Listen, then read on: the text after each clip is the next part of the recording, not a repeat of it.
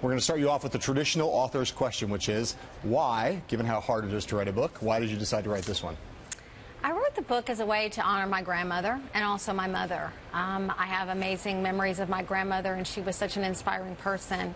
I started out writing speeches about her right after Rand was elected, and after I would give speeches about her, people would come up to me and start telling me stories about their grandmothers. It never failed to happen. I felt like it was really resonating with people, not only who she was, but the way it brought memories to mind for other people. So that's when I got the idea to reach out to my oldest friends that I've been friends with for over 30 years and kind of go back in time with them a generation or two and find out who had really inspired them and made them who they were.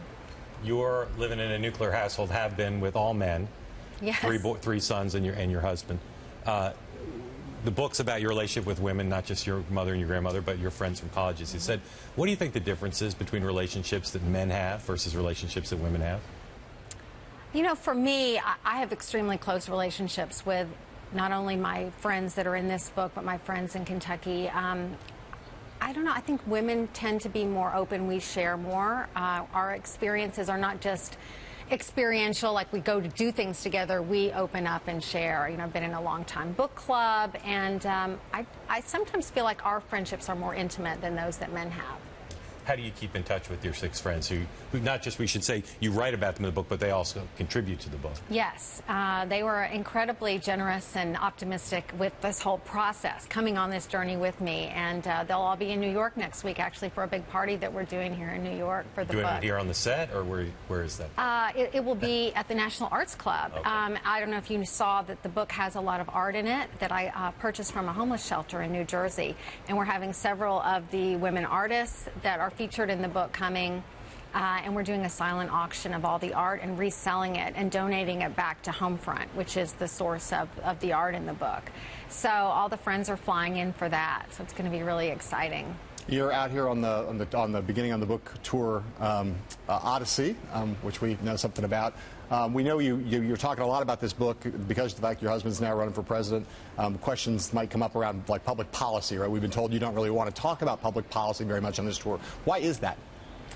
Well, I want people to look at Rand for who he is. I mean, he's an elected official, obviously, and he's running for an even higher office. And I think I know myself as a voter, I want to look at where the candidate shakes out on the issues that I most care about as a voter, and I want people to be able to do that with Rand, not listen to what their spouse necessarily thinks about everything. I want people to look at him for who he is. This is obviously your book, not his, and you're taking a big step out here in public. What role do you want to play, though, not policy, obviously, but going forward, what role would you like to play, will you play, as he runs for president?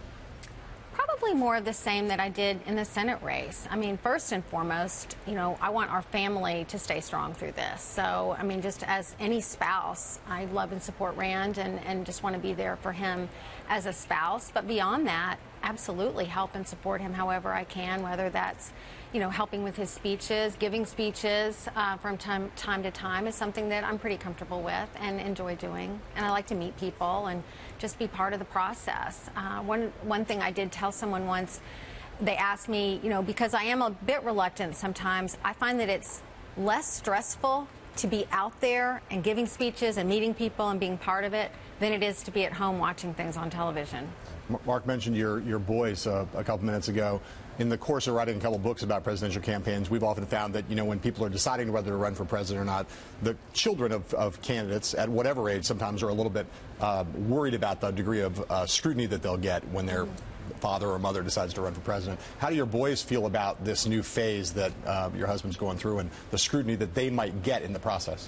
Sure. I mean, that's a big factor, and we've talked to each of them about that. And they're excited, and they're very proud of their dad. They all want to be involved. But, yeah, I keep reminding them that that's the world we live in. Does that worry them at all, though, the possibility that, you know, their Facebook posts, their Twitter posts, that reporters are going to be picking around through their private lives in some way? It worries me. You know, as a mother, they tell me that they're prepared for all of this, and I just have to believe them. You know, I don't know that anyone ever really is, though. There is an incredible spotlight on you when you run for president. What do you think your grandmother would think about this book and about what you're doing with your life now? She would love it. She would love it. She was the kind of person who believed that anything could happen, that anything was possible. She was the ultimate optimist, even though many people might view her life as a very humble and hard life. She worked as a housekeeper for her entire life. But she was always open to whatever the next great surprise was going to be. And she always told me when I was a little girl that she thought I was going to have some amazing adventures. Which turned out to be right. It did.